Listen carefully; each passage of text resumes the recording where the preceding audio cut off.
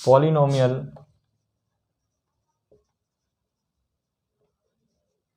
Exercise 2.4 question number 1 कह रहे determine which of the following polynomial x plus 1 is a factor. x plus 1 is a factor. x plus 1 किसका factor है? तो question number 1 है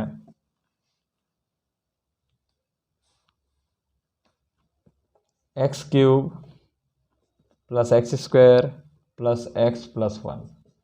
करने का तरीका, आप x प्लस 1 को 0 से इक्वेट करिए और x की वैल्यू आ जाएगी प्लस 1 है, वहाँ जाके -1। सबसे पहले तो आप पॉलिनोमियल को px जरूर दे दीजिएगा कि px एक पॉलिनोमियल है। फिर इसको लिखने का तरीका ये होता है p ऑफ -1।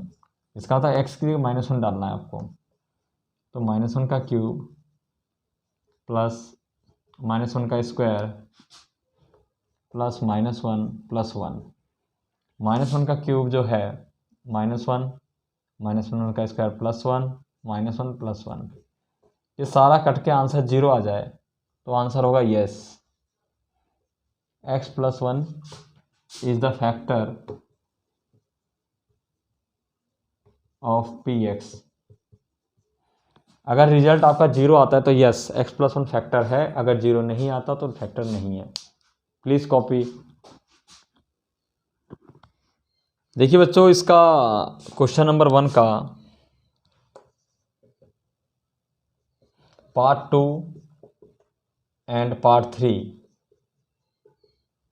ये आपका होमवर्क है। Let start part 4।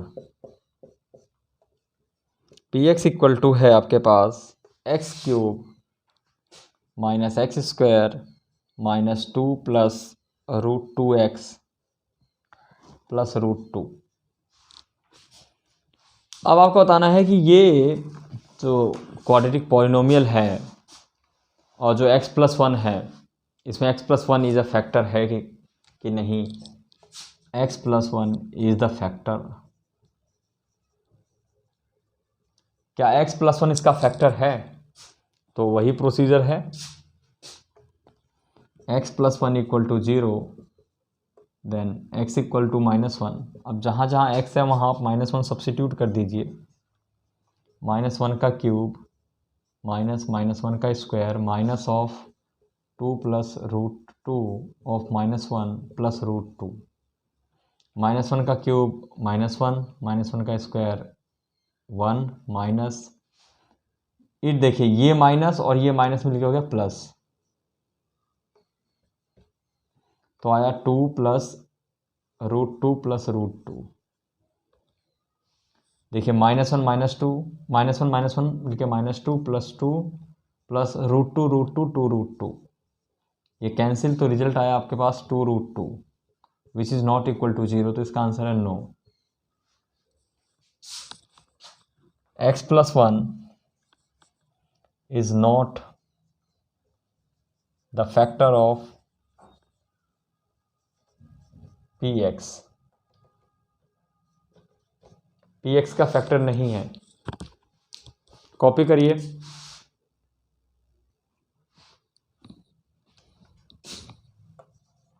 Question number 2 part 1। Heading पढ़ना है by using factor theorem. Factor theorem यही होता है कि आप जब वैल्यू x की सब्स्टिट्यूट करते हैं पॉलिनोमियल में, उसको ही हम फैक्टर थ्योरम का मेथड बोलते हैं। Whether gx is a factor of px of the following cases.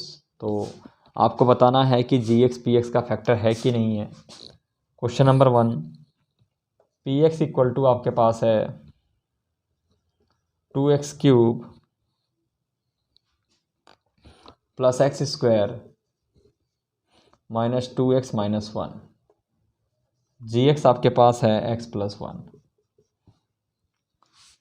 आपको बताना है कि gx px का फैक्टर है कि नहीं है। तो आप क्या करेंगे, gx equal to 0, that mean x plus 1 equal to 0, तो x इक्वल टू आ गया -1। अब आपको इसकी जगह -1 डाल देना है। 2 -1 का क्यूब प्लस -1 का स्क्वायर -2 ऑफ -1 -1। तो 2 -1 का क्यूब -1, -1 का स्क्वायर +1, माइनस माइनस +2 -1, -2 +1 +2 -1, -2 -1 हो गया -3, 1 और 2 हो गया 3, कैंसिल होके आ गया 0। तो यस 0 आ गया तो मतलब है yes gx is the factor of px। इसका ध्यान दीजिए, second part and third part जो है वो HW है, होमवर्क है। अगर आपको इसको डाउट हो तो आप मेरे को कमेंट करके पूछ लीजिए, मैं बता दूंगा इसका सॉल्यूशन। कॉपी करिए। Question number 3, find the value of k। आपको k की वैल्यू निकालनी है और इसमें ऑलरेडी बोला है if k x - 1 is a factor of px, x - 1 is the factor, already बोला हुआ है। इसका मतलब x - 1 = 0 तो x = 1 आ गया। अब आपका पार्ट 1 है px = x² + x + k। तो आप क्या करेंगे, p ऑफ -1 करेंगे, 1 करेंगे सॉरी, और इसे 0 से इक्वेट कर देंगे आप।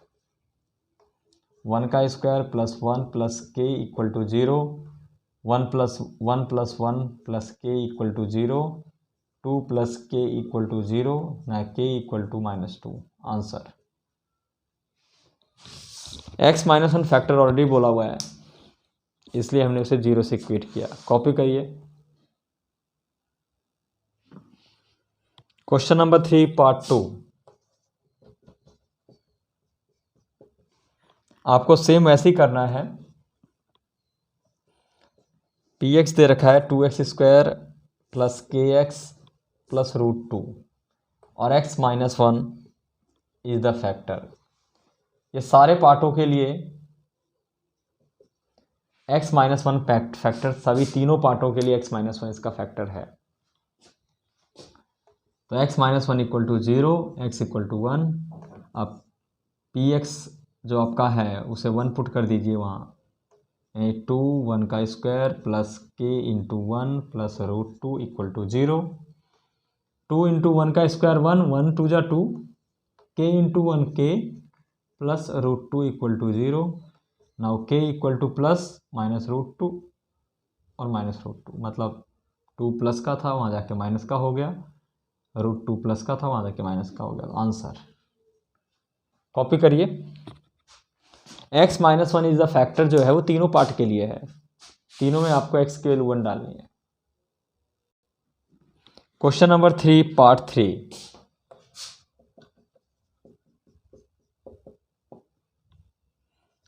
px = kx² - √2x + 1, x - 1 = 0, x = 1, put p1, k 1 का स्क्वायर -√2 1 + 1 = 0, k 1 का स्क्वायर 1, 1 × k k, √2 × 1 -√2 + 1 = 0। देखिए राइट हैंड साइड से लेफ्ट हैंड साइड में जितनी भी वैल्यूज आती हैं या लेफ्ट से राइट हैंड साइड में जो भी वैल्यूज आती हैं उसका साइन चेंज होता है। तो ये राइट हैंड साइड शिफ्ट होगी, तो माइनस है तो +√2 और +1 है तो -1। आंसर कॉपी करिए।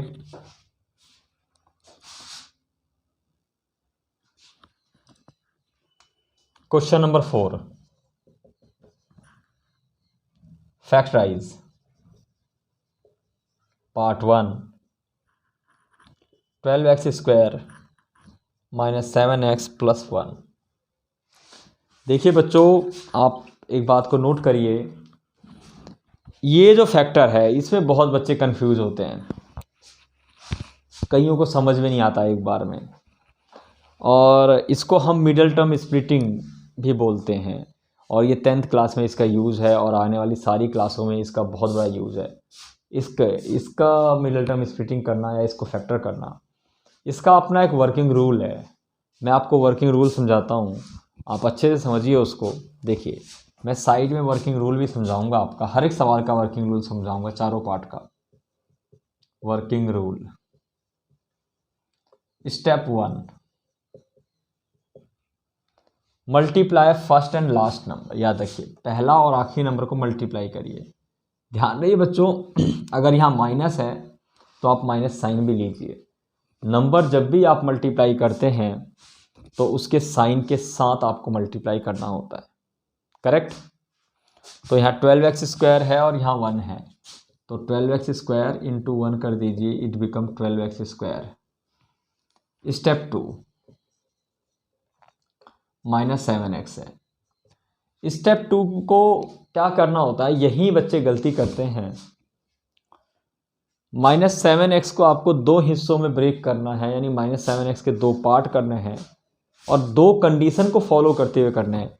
एक तो -7x का जो ब्रेक करेंगे उसका सम आना चाहिए -7x। जैसे मान लीजिए मैंने कर दिया -4x -3x। आपको सबको पता है माइनस माइनस प्लस होता है और साइन माइनस का आता है इस केस में। तो -4x और -3x हो गया -7x। पहली कंडीशन पूरी हो गई आपकी। दूसरी कंडीशन है जो फैक्टर है उसका मल्टीप्लाई फर्स्ट वाले स्टेप के मल्टीप्लाई के इक्वल आना चाहिए। जैसे कि -4x और -3x, it become minus minus plus, 4 3 जा 12 और x² इसका मतलब ये आ गया दूसरी कंडीशन भी फुलफिल है। दूसरी कंडीशन कि जो आपने दो नंबर को स्प्लिट किया है उनका मल्टीप्लाई भी 12x² आ गया। इसका मतलब आपका ये फैक्टर बन गया। तो आप कैसे लिखेंगे, 12x² -4x -3x + 1। अब आपको फर्स्ट 2 और लास्ट 2 इनका पेयर करना है, इनमें से कॉमन निकालना है। तो पहले देखिए आप 12x² और -4x में से कॉमन आ रहा है 4x। अब कॉमन लेने में दिक्कत आ रही है तो 4x को इससे डिवाइड करिए, 4 3 जा 12, 3x² x² से x डिवाइड होगा तो x आएगा और 4x पूरा कॉमन आ गया तो यहाँ बचेगा -1। उसके बाद यहाँ क्या साइन आता है, जो इस नंबर का साइन है वही साइन यहाँ उतर जाता है, यानी माइनस का साइन। इसमें से कुछ कॉमन नहीं है तो 1 तो सब में कॉमन होता है। और याद रखना अगर यहाँ बाहर माइनस कॉमन है तो अंदर के साइन चेंज होंगे, तो ये आएगा 3x - 1। और याद रखना पहला कॉमन लेने के बाद और दूसरा कॉमन लेने के बाद सेम वैल्यू आती है, इसका मतलब आप सही हैं। देखिए अब यहाँ 3x - 1 3x - 1 दोनों में है, तो आप बाहर लीजिए 3x - 1, अंदर क्या बचेगा, यहाँ तो बचा 4x और यहाँ बचा -1। That is answer. कॉपी करिए, मैं आपको चारों पार्ट को अच्छे से एक्सप्लेन करके बताऊंगा। पहला पार्ट आपके सामने है, अगर आपको नहीं समझ में आया तो दूसरे सवाल में आपको अच्छे समझ में आएगा। नेक्स्ट पार्ट में हम कंटिन्यू करेंगे इसके बाकी के सारे पार्ट। Thank you.